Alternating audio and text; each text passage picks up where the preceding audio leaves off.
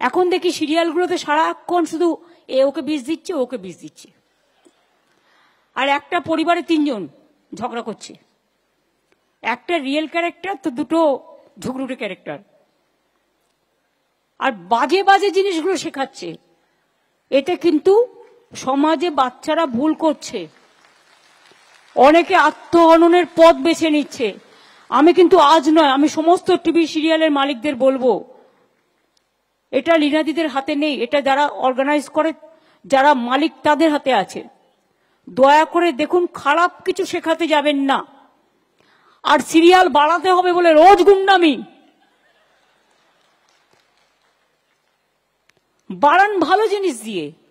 কত ভালো জিনিস আছে, কত ইনোভেটিভ জিনিস আছে। তা না করে কি করবে, ওকে বন্দুক গুলি চালাচ্ছে, ওকে ছুরি মারছে। আর এগুলো দেখতে যেই আমি দেখি না, আমি বন্ধ করে দিই। অন্যরা কি করে আমি জানি না। সারাদিন আমরা এত কাজে কর্মে ব্যস্ত থাকি, আর তারপরে টেনশন করব? ওটা টেনশনের জন্য না, ওটা রিল্যাক্সেশনের জন্য। এসব তৈরি করতে হবে মাথায় রেখে। হাসি খুশি মজা সামাজিক গল্প, যে গল্প আমার সংস্কৃতিকে ভালোবাসে, যে গল্প মানুষের বিবেককে জাগ্রত করে, আবেগকে জাগ্রত করে,